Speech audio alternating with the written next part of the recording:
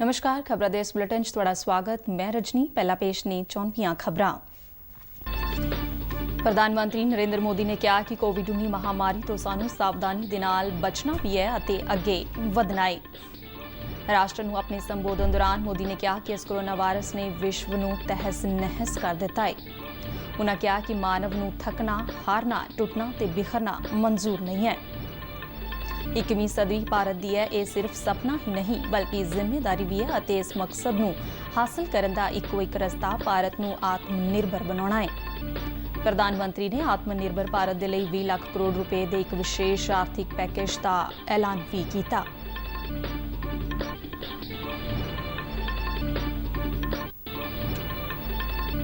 ਜਲੰਧਰ ਤੋਂ 3600 ਪ੍ਰਵਾਸੀ ਮਜ਼ਦੂਰਾਂ ਨੂੰ ਕੱਲ੍ਹ ਉਨ੍ਹਾਂ ਦੇ ਪਿਤਰੀ ਸੂਬਿਆਂ ਦੇ ਵਿੱਚ ਭੇਜਿਆ ਗਿਆ।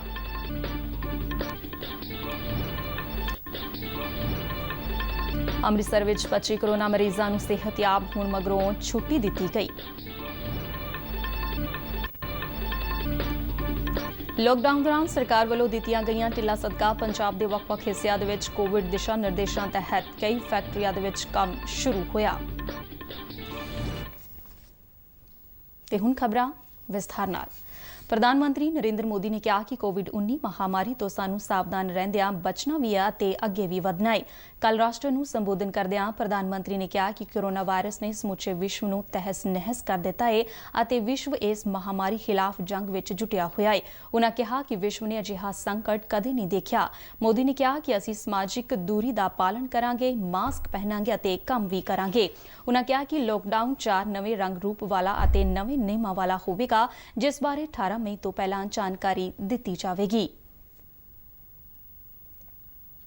ਮੋਦੀ ਨੇ ਕਿਹਾ ਕਿ ਥੱਕਣਾ, ਹਾਰਨਾ, ਟੁੱਟਣਾ ਤੇ ਬਿਖਰਨਾ ਮਾਨਵ ਨੂੰ ਮਨਜ਼ੂਰ ਨਹੀਂ ਹੈ। ਉਨ੍ਹਾਂ ਕਿਹਾ ਕਿ ਅੱਜ ਜਦੋਂ ਵਿਸ਼ਵ ਸੰਕਟ ਵਿੱਚ ਹੈ ਤਾਂ ਸਾਨੂੰ ਆਪਣਾ ਸੰਕਲਪ ਹੋਰ ਵਧੇਰੇ ਮਜ਼ਬੂਤ ਕਰਨਾ ਹੋਵੇਗਾ। ਆਤਮ-ਨਿਰਭਰਤਾ ਸਾਨੂੰ ਸੁੱਖ ਅਤੇ ਸੰਤੋਸ਼ ਦੇਣ ਦੇ ਨਾਲ-ਨਾਲ ਮਜ਼ਬੂਤ ਵੀ ਕਰਦੀ ਹੈ। ਅੱਜ ਤੋਂ ਹਰ ਦੇਸ਼ਵਾਸੀ ਨੂੰ ਆਪਣੇ ਲੋਕਲ ਦੇ ਲਈ ਵੋਕਲ ਬਣਨਾ ਹੈ। ਸਾਨੂੰ ਨਾ ਸਿਰਫ ਸਥਾਨਕ ਤੌਰ ਤੇ ਤਿਆਰ ਕੀਤੀਆਂ ਗਈਆਂ ਵਸਤਾਂ ਖਰੀਦਣੀਆਂ ਨੇ ਬਲਕਿ ਉਨ੍ਹਾਂ ਦਾ ਪੂਰੇ ਗਰਵ ਦੇ ਨਾਲ ਪ੍ਰਚਾਰ ਵੀ ਕਰਨਾ ਹੈ। ਮੋਦੀ ਨੇ ਕਿਹਾ ਕਿ ਉਨ੍ਹਾਂ ਨੂੰ ਭਰੋਸਾ ਹੈ ਕਿ ਸਾਡਾ ਦੇਸ਼ ਇਹ ਕਰ ਸਕਦਾ ਹੈ। इस समय में लोकल ने ही हमारी डिमांड पूरी की है, हमें इस लोकल ने ही बचाया है। लोकल सिर्फ जरूरत नहीं बल्कि हम सबकी जिम्मेदारी है। आज जो ग्लोबल ब्रांड्स लगते हैं वो भी कभी ऐसे ही बिल्कुल लोकल थे, लेकिन जब वहां के लोगों ने उनका इस्तेमाल शुरू किया, उनका प्रचार शुरू किया, उनकी ब्रांडिंग की, उन पर गर्व किया, वो प्रोडक्ट्स लोकल से ग्लोबल बन गए। इसलिए आज से हर भारतवासी को लोकल के लिए वोकल बनना है। ਪ੍ਰਧਾਨ ਮੰਤਰੀ ਨੇ ਕਿਹਾ ਕਿ 21ਵੀਂ ਸਦੀ ਭਾਰਤ ਦੀ ਹੈ ਅਤੇ ਸਾਡਾ ਸੁਪਨਾ ਹੀ ਨਹੀਂ ਬਲਕਿ ਜ਼ਿੰਮੇਵਾਰੀ ਵੀ ਹੈ ਅਤੇ ਇਸ ਮੁਕਾਮ ਨੂੰ ਹਾਸਲ ਕਰਨ ਦਾ ਇੱਕੋ ਇੱਕ ਰਸਤਾ ਭਾਰਤ ਨੂੰ ਆਤਮ-ਨਿਰਭਰ ਬਣਾਉਣਾ ਹੈ। ਉਨ੍ਹਾਂ ਇਸ ਸੰਬੰਧ ਦੇ ਵਿੱਚ 5 ਪਿਲਰਾਂ ਆਰਥਿਕਤਾ, ਸਿਸਟਮ, ਬੁਨਿਆਦੀ ਢਾਂਚੇ, ਡੈਮੋਗ੍ਰਾਫੀ ਅਤੇ ਡਿਮਾਂਡ ਦਾ ਜ਼ਿਕਰ ਕਰਦਿਆਂ ਕਿਹਾ ਕਿ ਇਨ੍ਹਾਂ ਪਿਲਰਾਂ ਦੇ ਨਾਲ ਦੇਸ਼ ਨੂੰ ਆਤਮ-ਨਿਰਭਰ ਬਣਾਉਣ ਦੇ ਵਿੱਚ ਵਧੇਰੇ ਮਦਦ ਮਿਲੇਗੀ। ਉਨ੍ਹਾਂ ਕਿਹਾ ਕਿ ਵਿਸ਼ਵ ਪੱਧਰੀ ਮੁਕਾਬਲੇ ਦੇ ਲਈ ਭਾਰਤ ਨੂੰ ਆਤਮ-ਨਿਰਭਰ ਬਣਾਉਣਾ ਬਹੁਤ ਜ਼ਰੂਰੀ ਹੈ। ਉਨ੍ਹਾਂ ਕਿਹਾ ਕਿ ਪਿਛਲੇ 6 ਵਰ੍ਹਿਆਂ ਤੋਂ ਅਸੀਂ ਭਾਰਤ ਨੂੰ ਆਤਮ-ਨਿਰਭਰ ਬਣਾਉਣ ਦੀ ਦਿਸ਼ਾ ਵੱਲ ਲਿਜਾਣ ਦੇ ਲਈ ਵਧੇਰੇ ਸੁਧਾਰ ਕੀਤੇ ਨੇ। आत्मनिर्भर भारत की ये भव्य इमारत 5 पिलर्स पर खड़ी होगी। पहला पिलर इकोनॉमी, एक ऐसी इकोनॉमी जो इंक्रीमेंटल चेंज नहीं बल्कि क्वांटम जंप लाए।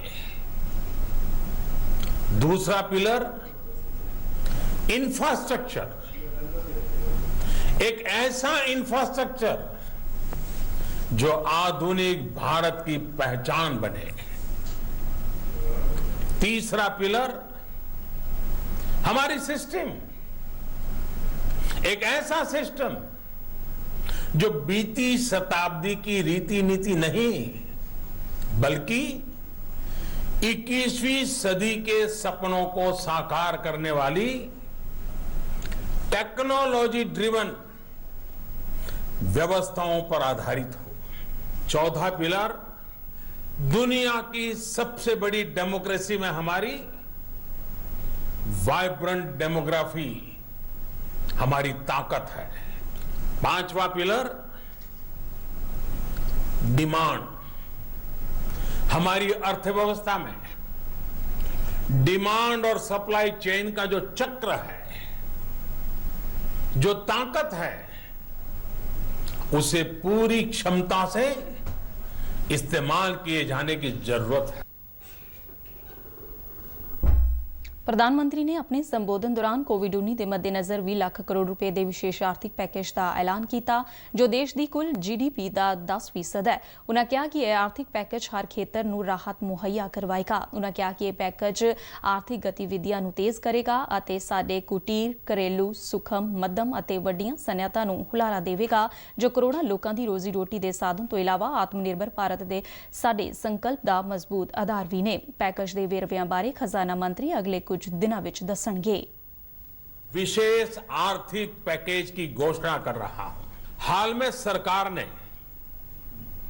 कोरोना संकट से जुड़ी जो आर्थिक घोषणाएं की थी, जो रिजर्व बैंक के फैसले थे और आज जिस आर्थिक पैकेज का ऐलान हो रहा है, उसे जोड़ दें तो ये करीब करीब 20 लाख करोड़ रुपए का है।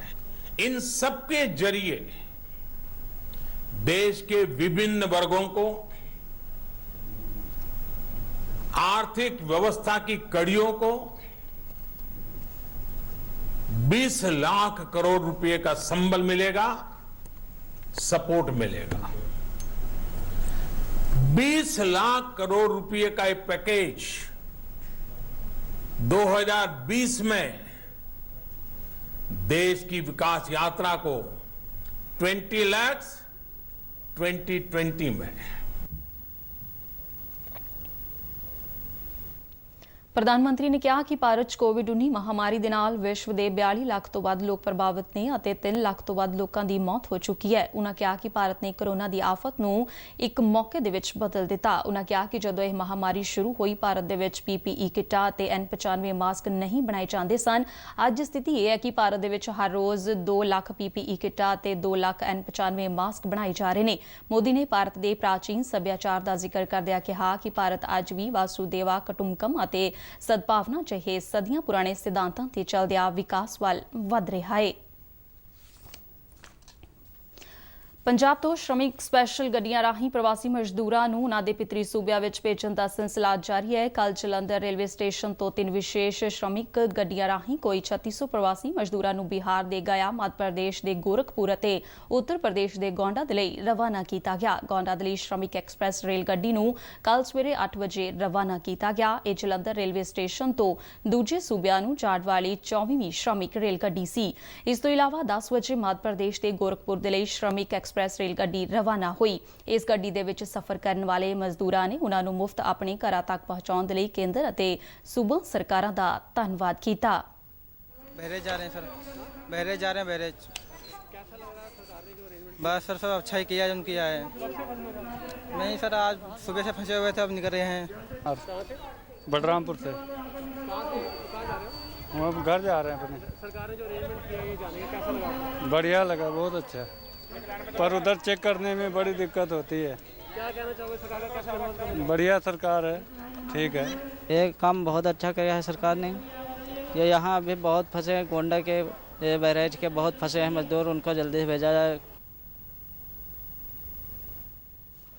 ਕੋਵਿਡ-19 ਬਾਰੇ ਕੱਲ੍ਹ ਅੰਮ੍ਰਿਤਸਰ ਤੋਂ ਇੱਕ ਚੰਗੀ ਖਬਰ ਆਈ। ਅੰਮ੍ਰਿਤਸਰ ਦੇ ਸ਼੍ਰੀ ਗੁਰੂ ਨਾਨਕ ਹਸਪਤਾਲ ਦੇ ਆਈਸੋਲੇਸ਼ਨ ਵਾਰਡ ਦੇ ਵਿੱਚ ਦਾਖਲ 25 ਕੋਰੋਨਾ ਮਰੀਜ਼ਾਂ ਨੂੰ ਕੱਲ੍ਹ ਸਿਹਤਯਾਬ ਹੋਣ ਮਗਰੋਂ ਛੁੱਟੀ ਦਿੱਤੀ ਗਈ। ਸਰਕਾਰੀ ਮੈਡੀਕਲ ਕਾਲਜ ਦੇ ਪ੍ਰਿੰਸੀਪਲ ਡਾਕਟਰ ਸੁਜਾਤਾ ਸ਼ਰਮਾ ਅਨੁਸਾਰ ਹੁਣ ਗੁਰੂ ਨਾਨਕ ਹਸਪਤਾਲ ਦੇ ਵਿੱਚ ਐਕਟਿਵ ਕੋਰੋਨਾ ਮਰੀਜ਼ਾਂ ਦੀ ਸੰਖਿਆ 241 ਹੋ ਗਈ ਹੈ। ਕੋਵਿਡ-19 ਦੇ ਲਈ ਪੋਜ਼ਿਟਿਵ ਪਾਏ ਗਏ ਇਨ੍ਹਾਂ ਮਰੀਜ਼ਾਂ ਨੇ ਆਪਣੀ ਮਜ਼ਬੂਤ ਇੱਛਾ ਸ਼ਕਤੀ ਦੇ ਨਾਲ ਅਤੇ ਡਾਕਟਰੀ ਅਮਲੇ ਦੀ ਸਾਂਭ ਸੰਭਾਲ ਸਦਕਾ ਕੋਰੋਨਾ ਤੇ ਜਿੱਤ ਹਾਸਲ ਕੀਤੀ। ਕੱਲ੍ਹ ਇਹਨਾਂ ਨੂੰ ਛੁੱਟੀ ਮਿਲਣ ਤੇ ਹਸਪਤਾਲ ਦੇ ਵਿੱਚ ਖੁਸ਼ੀ ਅਤੇ ਉਤਸ਼ਾਹ ਵਾਲਾ ਮਾਹੌਲ ਵੇਖਣ ਨੂੰ ਮਿਲਿਆ।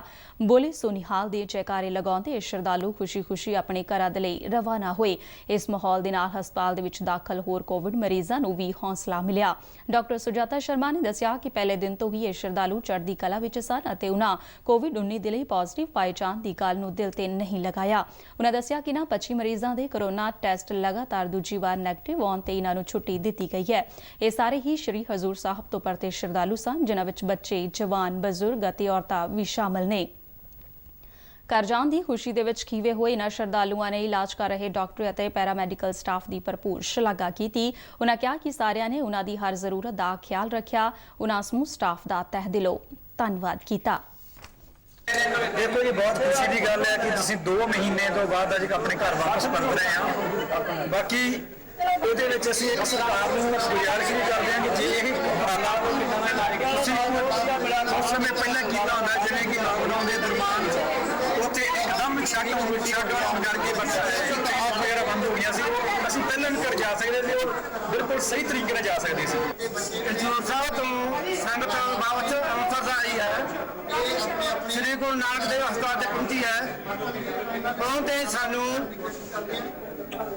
दूसरी मंजिल पे 4 नंबर वार्ड मैडिसिन वार्ड जो कि सानू इत्थे आया बहुत ही अच्छा कॉपरेट मिला।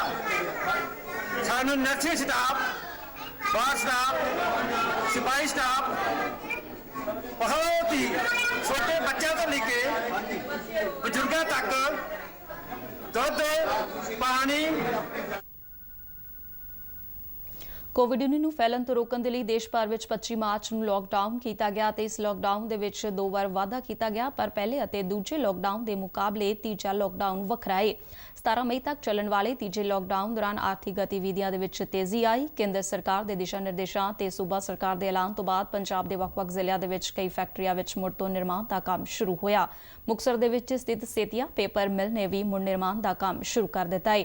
ਭਾਰਤ ਸਰਕਾਰ ਦੀਆਂ ਹਿਦਾਇਤਾਂ ਮੁਤਾਬਿਕ ਕੋਵਿਡ-19 ਦੇ ਪ੍ਰੋਟੋਕੋਲ ਦੀ ਪਾਲਣਾ ਕਰਦਿਆਂ ਸੁਰੱਖਿਆ ਦੇ ਪੂਰੇ ਇੰਤਜ਼ਾਮ ਕੀਤੇ ਗਏ। ਮਿਲ ਦੇ ਵਿੱਚ ਲੱਗੇ ਕਰਮਚਾਰੀਆਂ ਦੀ ਥਰਮਲ ਸਕੈਨਿੰਗ ਤੋਂ ਇਲਾਵਾ ਅਤਿਆਧੁਨਿਕ ਤਕਨੀਕ ਦੇ ਨਾਲ ਬਣਾਏ ਗਏ ਫਲੂ ਕਾਰਨਰ ਵਿੱਚ ਫੈਕਟਰੀ ਅੰਦਰ ਦਾਖਲ ਹੋਣ ਵਾਲੇ ਸਮੂਹ ਕਰਮਚਾਰੀਆਂ ਦੀ ਕਿਸੇ ਤਰ੍ਹਾਂ ਦੀ ਐਲਰਜੀ, ਖੰਘ, ਜ਼ੁਕਾਮ ਜਾਂ ਬੁਖਾਰ ਬਾਰੇ ਮੁਕੰਮਲ ਜਾਂਚ ਕੀਤੀ ਜਾਂਦੀ ਹੈ। ਜਾਂਚ ਮਗਰੋਂ ਸਾਰੇ ਕਰਮਚਾਰੀਆਂ ਨੂੰ ਵਿਟਾਮਿਨ ਸੀ ਦੀਆਂ ਗੋਲੀਆਂ ਲਗਾਤਾਰ ਦਿੱਤੀਆਂ ਜਾ ਰਹੀਆਂ ਨੇ। ਫੈਕਟਰੀ ਦੇ ਵਿੱਚ ਜਾਣ ਵਾਲੀ ਹਰ ਮੋਟਰ ਗੱਡੀ ਨੂੰ ਸੈਨੀਟਾਈਜ਼ ਕੀਤਾ ਜਾਂਦਾ ਹੈ। ਪਲਾਂਟ ਦੀ ਵੀ ਲਗਾਤਾਰ ਸੈਨੀਟਾਈਜ਼ੇਸ਼ਨ ਕੀਤੀ ਜਾਂਦੀ ਹੈ। ਕੰਮ ਸਮੇਂ ਸਮਾਜਿਕ ਦੂਰੀ ਦੇ ਨਿਯਮ ਦੀ ਪਾਲਣਾ ਨੂੰ ਯਕੀਨੀ ਬਣਾਇਆ ਜਾਂਦਾ ਹੈ। ਪੇਪਰ ਮਿਲ ਦੇ ਜਨਰਲ ਮੈਨੇਜਰ ਹਰੀ ਮੋਹਨ ਸ਼ਰਮਾ ਨੇ ਦੱਸਿਆ ਕਿ ਮਿਲ ਦੇ ਵਿੱਚ ਸਰਕਾਰ ਦੀਆਂ ਹਿਦਾਇਤਾਂ ਅਨੁਸਾਰ ਪੂਰੇ ਉਪਕਰਨ ਲਗਾਏ ਗਏ ਨੇ। ਉਹਨਾਂ ਦੱਸਿਆ ਕਿ ਫੈਕਟਰੀ ਵੱਲੋਂ ਰੈਪਿਡ ਟੈਸਟ ਕਿਟ ਮੰਗਵਾਈ ਜਾ ਰਹੀ ਹੈ, ਜਿਸ ਦੇ ਨਾਲ ਮੁਲਾਜ਼ਮਾਂ ਦਾ ਤੁਰੰਤ ਹੀ ਟੈਸਟ ਹੋ ਸਕੇਗਾ। ਸਰ ਇਹ ਥਰਮਲ ਸਕਰੀਨਿੰਗ ਹੋ ਰਹੀ ਆ 38.8 ਡਿਗਰੀ ਸੈਲਸੀਅਸ ਤੇ ਇਹਦਾ ਟੈਂਪਰੇਚਰ ਸੈੱਟ ਕੀਤਾ ਹੋਇਆ। ਆਪਾਂ ਜੋ ਵੀ ਪਰਸਨ ਜੋ ਵੀ ਆਉਂਦਾ ਇੱਥੇ ਫੋਕਸ ਲੈਂਸ ਹੈਗਾ, ਇੱਥੇ ਸੈੱਟ ਕਰਕੇ ਤੇ ਉਹਨਾਂ ਦੀ ਸਕਰੀਨਿੰਗ ਕਰਕੇ ਤੇ ਆਪਾਂ ਫੇਰ ਅੰਦਰ ਜਾਣ ਦਿੰਦੇ ਆ। ਕਿਸੇ ਨੇ ਵੀ ਜੇਕਰ ਟੈਂਪਰੇਚਰ ਵੱਧ ਆਉਂਦਾ ਤਾਂ ਉਸ ਨੂੰ ਆਪਾਂ ਬਾਹਰ ਰੋਕ ਦਈਦਾ, ਅੰਦਰ ਨਹੀਂ ਐਂਟਰ ਹੋਣ ਦੇਈਦਾ। ਫਿਰ ਉਹਦਾ ਸਿਵਲ ਹਸਪੀਟਲ ਆਪਾਂ ਚੈੱਕਅਪ ਲਈ ਵੀ ਭੇਜਦੇ ਆ ਉਹਨੂੰ, ਫਿਰ ਉਹਦੀ ਰਿਪੋਰਟ ਆ ਜਾਂਦੀ, ਜਦੋਂ ਉਸ ਤੋਂ ਬਾਅਦ ਉਹਨੂੰ ਐਂਟਰ ਕੀਤਾ ਜਾਂਦਾ। ਮਿਲ ਦੇ ਮੁਲਾਜ਼ਮ ਪ੍ਰਿੰਸ ਸੈਣੀ ਨੇ ਦੱਸਿਆ ਕਿ ਫੈਕਟਰੀ ਪ੍ਰਬੰਧਕਾਂ ਵੱਲੋਂ ਉਹਨਾਂ ਦੀ ਸੁਰੱਖਿਆ ਦਾ ਪੂਰਾ ਧਿਆਨ ਰੱਖਿਆ ਜਾਂਦਾ ਹੈ। ਨੂੰ ਅੱਜ ਪਤਾ ਹੈ ਕਿ ਕਰੋਨਾ ਵਾਇਰਸ ਸਾਡੇ ਵਾਸਤੇ ਇੱਕ ਪੈਂਡੈਮਿਕ ਡਿਜ਼ੀਜ਼ ਬਣ ਗਈ ਹੈ ਤੇ ਉਹਦੇ ਵਾਸਤੇ ਗਵਰਨਮੈਂਟ ਵੱਲੋਂ ਸਾਨੂੰ ਡੇਲੀ ਵੀਕਲੀ ਕੁਝ ਗਾਈਡਲਾਈਨਸ ਆਉਂਦੀਆਂ, ਅਸੀਂ ਉਹ ਫੋਲੋ ਕਰੀਦਾ ਹੈ। ਸਰ ਉਹਦੇ ਵਿੱਚ ਆਪਾਂ ਗੇਟ ਐਂਟਰੀ ਤੋਂ ਹੀ ਆਪਾਂ ਜਿਹੜੇ ਸਾਡੇ EMPLOYEES ਨੇ ਅਸੀਂ ਉਹਨਾਂ ਦੇ ਹੈਂਡ ਸੈਨੀਟਾਈਜ਼ ਕਰੀਦੇ ਆ, ਜਿਹੜੇ ਉਹ ਬੈਗ ਲੈ ਕੇ ਆਉਂਦੇ ਆ ਉਹਨਾਂ ਨੂੰ ਸੈਨੀਟਾਈਜ਼ ਕਰੀਦਾ ਆ। ਫਿਰ ਸਰ ਉਹਨਾਂ ਅਸੀਂ ਇਹ ਇਨਸ਼ੋਰ ਕਰਦੇ ਆ ਕਿ ਜਿਹੜੇ ਵੀ EMPLOYEES ਸਾਡੇ ਫੈਕਟਰੀ ਦੇ ਅੰਦਰ ਆ ਰਹੇ ਨੇ ਉਹਨਾਂ ਨੇ ਮਾਸਕ ਲਗਾਇਆ ਹੋਇਆ ਹੈ। ਜਦੋਂ ਅੰਦਰ ਐਂਟਰ ਕਰਦੇ ਆ ਤੇ ਸਰ ਆਪਾਂ ਗੇਟ ਤੇ ਥਰਮਲ ਸਕੈਨਰ ਲਗਾਇਆ ਹੋਇਆ ਹੈ, ਜਿਹਦੇ 'ਚ ਆਪਾਂ ਇਹ ਦੇਖਦੇ ਆ ਕਿ ਕਿਸੇ ਵੀ EMPLOYEE ਦਾ ਕੋਈ ਟੈਂਪਰੇਚਰ ਹਾਈ ਤੇ ਨਹੀਂ ਹੈ। ਜ਼ਿਲ੍ਹੇ ਦੇ deputy commissioner MK Arvind Kumar ਨੇ ਦੱਸਿਆ ਕਿ ਫੈਕਟਰੀ ਮਾਲਕਾਂ ਨੇ ਤਾਲਾਬੰਦੀ ਦੌਰਾਨ ਵੀ ਆਪਣੇ ਮੁਲਾਜ਼ਮਾਂ ਨੂੰ ਪੂਰੀਆਂ ਤਨਖਾਹਾਂ ਅਤੇ ਲੋੜੀਂਦੀਆਂ ਵਸਤਾਂ ਉਹਨਾਂ ਦੇ ਘਰ ਤੱਕ ਪਹੁੰਚਦੀਆਂ ਕੀਤੀਆਂ ਤਾਂ ਜੋ ਕਿਸੇ ਵੀ ਮੁਲਾਜ਼ਮ ਨੂੰ ਦਿੱਕਤ ਨਾ ਆਵੇ। ਚੰਗੀ ਗੱਲ ਇਹ ਹੈ ਕਿ ਇਸ ਪੇਪਰ ਮਿਲ ਵਿੱਚੋਂ ਕੋਈ ਵੀ ਕਰਮਚਾਰੀ ਜਾਂ ਵਰਕਰ ਨੌਕਰੀ ਛੱਡ ਕੇ ਆਪਣੇ ਪਿਤਰੀ ਸੂਬੇ ਨੂੰ ਨਹੀਂ ਗਿਆ। Sanitization of employees at gate and thereafter vehicle sanitization हो रहा है एंड विटामिन सी बांट रहे हैं सारे एम्प्लॉयज़ को सुबह ही सुबह। एंड जैसे ही शिफ्ट आती है, सुबह सुबह मीन्स जैसे ही सुबह शिफ्ट आती है, उसके बाद स्टरलाइजेशन हो रहा है सारे प्लांट में, चाहे sanitization oblique sterilization sodium hypochloride से सारे प्लांट में, इन एंड अराउंड और ऑफिस में ऑल्सो। इस दे नाल ही खबरां दा बुलेटिन खत्म होया। दिओ इजाजत, नमस्कार।